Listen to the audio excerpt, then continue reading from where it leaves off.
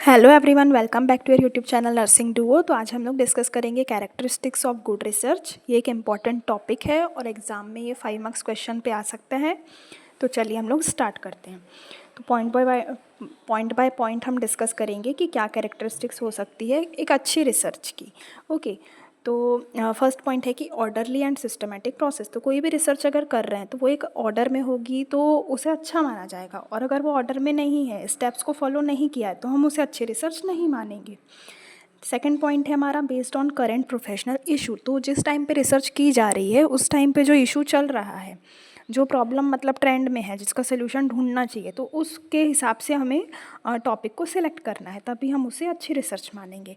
फिर है begin with clearly defined purpose. तो रिसर्च स्टार्ट करने से पहले ही हमें ऑब्जेक्टिव और पर्पस को क्लियर कर देना है कि हम रिसर्च ख़त्म करने के बाद एंड में किस चीज़ को एक्सपेक्ट कर रहे हैं, हमें क्या रिजल्ट मिलेगा। तो अगर हम ये पहले से ही क्लियरली बता देंगे तो एक क्लैरिटी मिल जाएगी, तो हम उसे गुड रिसर्च मानेंगे। फिर डेवलप, रिफाइन और एक्सपांड करना चाहिए प्रोफेशनल नॉलेज को। तो जो रिसर्च हम करेंगे तो उससे कुछ ना कुछ नॉलेज तो अपग्रेड होगा।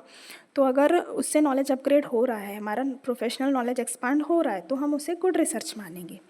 फिर नेक्स्ट है डायरेक्टेड टूवर्ड्स डेवलपमेंट और टेस्टिंग थ्योरीज। तो जो रिसर्च हम कर रहे हैं उससे एंड में कहीं ना कुछ अच्छी थ्योरी जो है वो डेवलप होना चाहिए, जिसे आगे पढ़ के लोग उससे नॉलेज लें और उसको स्टडी करें। ठीक है।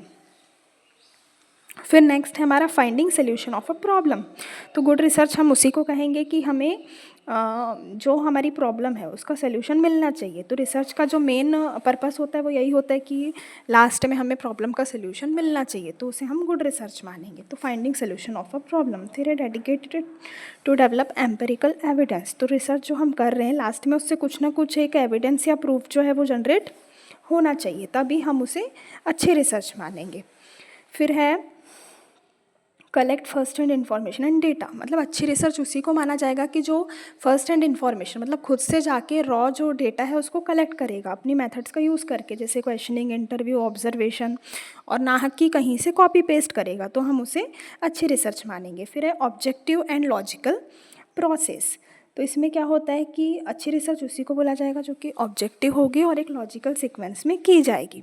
फिर है, ये तो हमने ऊपर डिस्कस कर लिया, नेक्स्ट पॉइंट कि रिफाइन और इम्प्रूव करना चाहिए प्रोफेशनल प्रैक्टिसेस को, तभी हम उसे अच्छी रिसर्च मानेंगे। फिर है अप्रोप्रिएट मेथडोलॉजी का यूज़।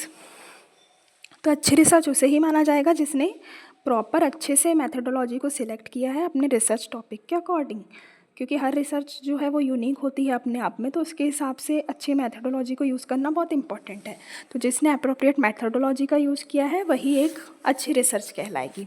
फिर है रिप्रेजेंटेटिव सैंपल। तो अच्छी रिसर्च उसे माना जाएगा जिसको रिप्रेजेंटेटिव सैंपल पे परफॉर्म किया गया है और फिर बाद में पूरे पॉपुलेशन में जनरलाइज किया गया है, तो ऐसे रिसर्च को अच्छी रिसर्च माना जाएगा।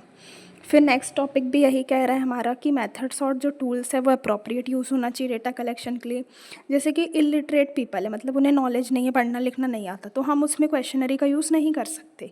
वो लोग कैसे क्वेश्चन पढ़ेंगे, कैसे आंसर करेंगे, और हम कैसे परफॉर्मेंस को मेज़र करेंगे, तो ये मतलब अप्रोप्रिएट नहीं है। तो हमें अप्रोप्रिएट मेथड और टूल्स का यूज़ करना है। फिर नेक्स्ट भी यही कह रहा है कि वैलिड और रिलायबल डेटा कलेक्शन टूल्स का हमें यूज़ करना है। तो ये हमारा नेक्स्ट पॉइंट है। फिर है carefully recorded and reported.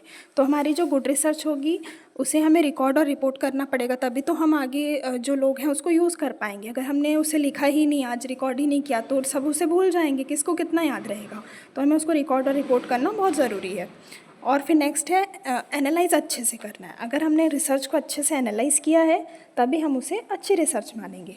Patiently carried out activity, मतलब पेशेंस के साथ जो है उस रिसर्च को परफॉर्म किया गया, जल्दबाजी में नहीं किया गया है, तो ऐसी रिसर्च को गुड माना जाएगा। रिसर्चर की एक्सपर्टीज़, इंटरेस्ट, मोटिवेशन और करेज होना चाहिए। मतलब जो रिसर्चर रिसर्च को कर रहा है तो उसका खुद का इंटरेस्ट होना चाहिए, तभी वो रिसर्च अच्छे से हो पाएगी। अदरवाइज़ जल्दबाजी में कहीं से भी कॉपी पेस्ट कुछ भी होगा और रिसर्च अच्छे से नहीं हो पाएगी। तो रिसर्चर में ये क्वालिटीज़ होनी चाहिए। फिर एडिक्वेटली कम्युनिकेटेड। अब रिसर्च पूरी हो गई तो वो प्रॉपरली जो लोग हैं उन तक पहुंचनी चाहिए, और प्रॉपरली लोगों को पता चलना चाहिए कि ये रिसर्च हुई है, इसका रिजल्ट ये आया है, इस प्रॉब्लम का ये सल्यूशन है। तो ये हमारी हो गई characteristics of good research. I hope कि आपको ये टॉपिक समझ में आया होगा। मैंने बहुत ईजी लैंग्वेज में समझाने का ट्राई किया है।